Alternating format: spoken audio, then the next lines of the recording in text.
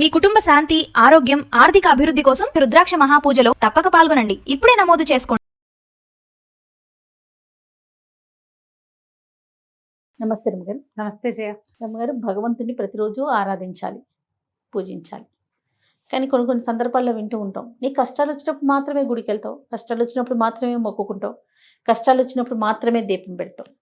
ఇలాంటి మనుషులను కూడా చూస్తూ ఉంటాం కదండి.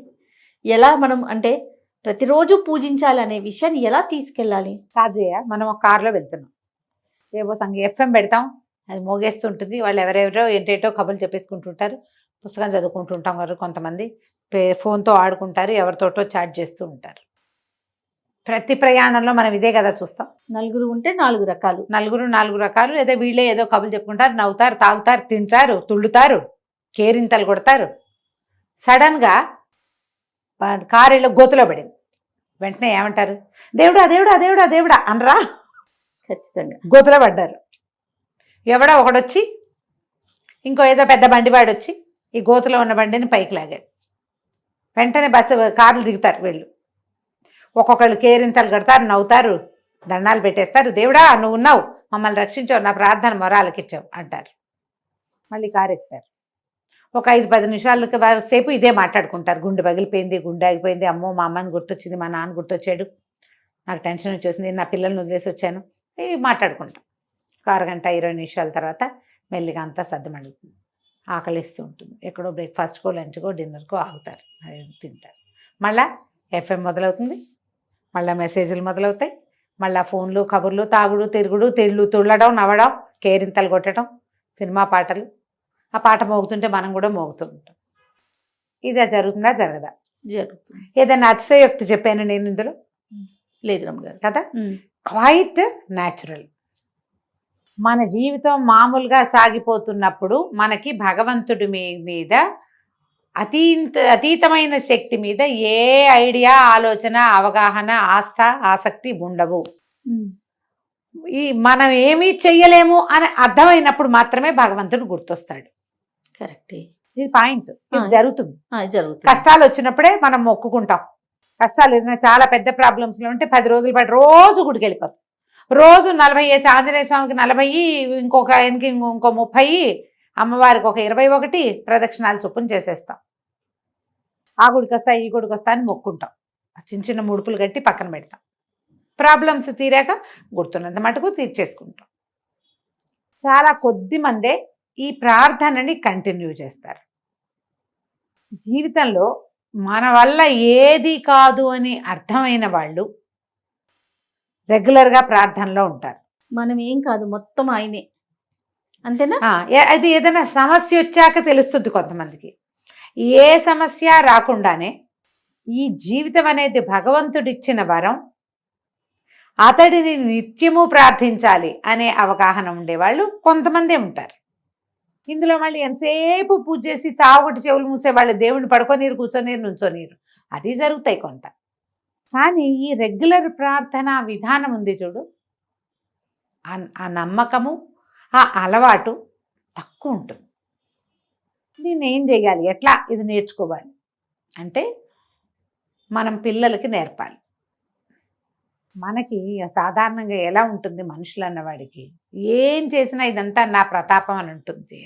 ఇప్పుడు నేను బోల్డ్ వీడియోలు చేస్తాను, నెలకు 50 వీడియోలు చేసేస్తాం మనం, అవునా కదా?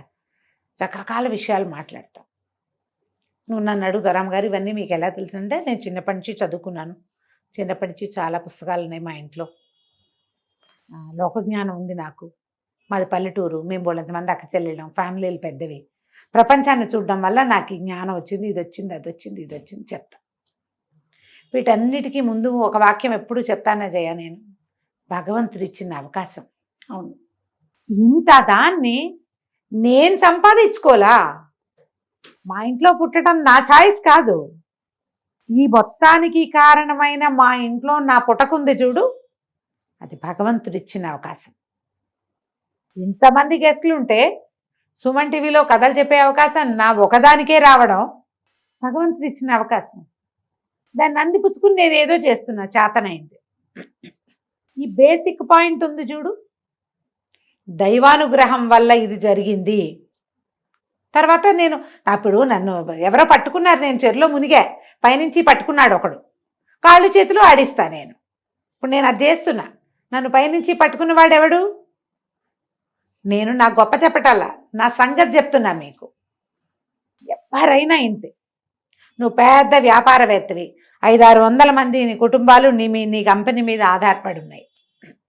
ఇంతమందిని చూసుకునే అవకాశం నీకు ఇచ్చాడు భగవంతుడు. మన సుమన్ టీవీ సంస్థలోనే 400-500 మంది ఉద్యోగులు ఉన్నారు. రోజుకి కొన్ని కోట్ల వ్యూస్ వస్తుంటాయి మనకి, 100ల కొద్దీ వీడియోలు చేస్తాం. ఎక్కడి నుంచి? ఈ ఎంటర్టైన్మెంట్ ద్వారా ధన సంపాదనకి భగవంతుడు అవకాశం ఇచ్చాడు కంపెనీకి. ఇది ఒక బేసిక్ పాయింట్. దీన్ని రోజు మనం డబ్బు కొట్టుకుని చప్పట్లు చెప్పక్కర్లా, ఇక్కడ ఇక్కడ ఉంచుకోవాలి. ఈ రెండు మన ఆత్మతోటి అనుసంధానం అయ్యి ఉంటాయి. ఇదంతా నా ప్రతాపమే అనుకుంటే టంగ్ మన ఒక మొట్టికాయ పడుతుంది. ఈ మొట్టికాయ ప్రపంచానికి కనబడపోయినా మనకి తెలుసు, మనకే తగులుతుంది కదా, మనకు తెలుసు కదా, మనకే బొప్పి కట్టిద్ది మనకే బొప్పి కడుతుంది. కాబట్టి ఆ లోపల గనక అది తెలివిడి ఉంటే ప్రార్థన ఆటోమేటిక్గా జరుగుతుంది. ఆ ప్రతాపం కాదు ఇదంతా. ఈ ప్రతాపాన్ని ఇలా చూపించటానికి నాకు భగవంతుడు అవకాశం ఇచ్చాడు అన్న ఒక్క నమ్మిక లోపల ఉంటే ప్రార్థన జరుగుతుంది. ఈ ప్రార్థనకమ్మా ఎంతసేపు నేను ప్రతిసారి మనం మాట్లాడినప్పుడల్లా చెప్తా, ఇన్ని పువ్వులు అన్ని పూసలు అవి ఏమిటో ఉంటేనే పూజ అని పొరపాటును కూడా అనుకోవద్దు. ఉండాలి, హృదయ కుసుమాన్ని సమర్పించాలి భగవంతుడికి, అంతే. అవేమిటో ఇవన్నీ చేయాల్సిందే, ఇంత చేయాలి, షోడశోపచారాలు చేయాలి, ఇంకేమిటో చేయాలి, చప్పన్ భోగు చేయాల్సిందే, మడి మసానం అన్నీ ఉండాల్సిందే, అదంతా లేదమ్మా. అవన్నీ నీకు చేతొచ్చింది, నువ్వు చేయగలిగింది, నువ్వు పెట్టగలిగినంత. అవేవి పెట్టలేకపోయినా నువ్వు ప్రార్థించవచ్చు కదా. మనసా వాచా కర్మణ ఒక్క నమస్కారం చేసుకోవచ్చే భగవంతుడికి. దొరికిన పువ్వు పెట్టు, పువ్వు దొరకనాడు, అయ్యా నాయన పువ్వులు లేవు ఇవాళ, పూజించలేకపోతాను, నా ప్రార్థనే నీ పూజనైనా అని చెప్పు, చాలు. ఆయన ఒప్పుకుంటాడు. మనం ఒప్పుకోలేము, అన్నీ మనకు కావాలి. ఈ వేషమంతా మనకు అవసరం, భగవంతుడికి ఏమక్కర్లేదమ్మా. అవి నీ లోపల అహంకారం లేని నీ మనసు భగవంతుడికి కావాలి. పైకి నువ్వేం మాట్లాడినా సరే, నీ లోపల ఏమున్నావు, నువ్వు ఎలా భగవంతుడి దగ్గరికి వెళ్తావు, ఇదే ఇంపార్టెంట్. మనం ఏం చేస్తామంటే ఇదంతా మన ప్రతాపం అనుకుని ఏదైనా ప్రాబ్లం వచ్చినప్పుడే దేవుడి దగ్గరికి వెళ్తూ ఉంటాం. ఇప్పుడు మన కంపెనీ ఉంది, కంపెనీ దృష్టిలోనే చెప్పుకుందాం, ఏదో ఒక ఉద్యోగం చేస్తున్నాం, రోజువారీ బోళ్ళని చేసేస్తారు పనులు అంతా, కర్మచారులు ఉన్న పని అందరూ కూడా, ఆఫీస్లో ఉన్నవాళ్ళు, స్టూడియోలో ఉన్నవాళ్ళు. ఏదైనా ప్రాబ్లం వస్తేనే ఎండి దగ్గరికి వెళ్తాం, అంతేగా, ఒక తాత్కాలిక ప్రయోజనం కోసం వెళ్తాం. కానీ నిజానికి ఈ కంపెనీ ఎవరిది? అయింది. రోజువారీ ఆయన మన మధ్య లేడు, మనమేం ముట్టుకోకర్లా ఆయన్ని. 2-3 నెలలకు 5-6 నెలలకు ఒక్కరోజు ఆయన అవసరపడుతుంది మనకి, అత్యవసరం. ఇవి ఆయనతో మాట్లాడితే కానీ సార్ట్ అవుట్ కాదు. అంటే ఆ ఒక రోజుకేనా ఆయన? కాదుగా. ఈ మొత్తం కంపెనీ నడిపే అసలు కదా సూత్రధారి ఎవరు? అతనే కదా. అవునా? అవునండి. ఆయనతో మాకే సంబంధం అంటామా మనం? దేవుడు కూడా అంతే కదమ్మా. ఈ 400-500 మంది కంపెనీని నడిపే ఎండీకే ఈ మొత్తం అందరి మీద కంట్రోల్ ఉంటే ప్రపంచాన్ని జగన్నాటక సూత్రధారికి ఉండదు? ఆయన కంట్రోల్లోనే ఉన్నాం కదా మనం. ఏమైనా చూపించకుండా ఆయన కనపడకుండా చేయగలమా? అసలు చేయలేం కదా. కాబట్టి లోపల తెలుసుకోండి. ప్రాబ్లమ్స్ వచ్చినప్పుడే దైవారాధన చేస్తాం అనే ఆలోచన మానండి, అది మంచిది కాదు. మీరు రోజువారీ సరిగ్గా బిహేవ్ చేయకుండా సడన్గా ప్రాబ్లం వచ్చినప్పుడు నేను అద్భుతంగా ఉంటానంటే అదంతా లెక్కించబడదు, అది లెక్క పెట్టబడదు, ఇదే లెక్క పెట్టబడుతుంది. నీ బ్యాడ్ బిహేవియరే కనపడుతుంది. ఇవి పెద్దవైపోతాయి, ప్రాబ్లమ్స్ ఎక్కువ అవుతాయి. అది చేయొద్దు అట్లా. మీ మీద డిసిప్లినరీ యాక్షన్స్ అవి తీసుకుంటే మీరు చేయగలిగేది ఏముంది కదా. ఈ కంపెనీలో తీసేస్తే ఇంకో కంపెనీలోకి వెళ్తాం. ఎన్ని కంపెనీలు పోని మారేవు, ఎన్నైనా ఉన్నాయి. భగవంతుడి కంపెనీయో అది ఒకటే కదా. ఈ ప్రపంచం ఒకటే ఉంది కదా. ఇందులోంచి చెడాక నువ్వు దిగినాసిల్లిపోయి పోవటమే, అంతే, ఇకేం లేదు. అందుకని నిత్యం ప్రార్థన చేసే విధానాన్ని ప్రాక్టీస్ చేయండి. కాసేపైనా భగవంతుడి పట్ల విశ్వాసాన్ని ప్రకటించే అవకాశాన్ని తీసుకోండి.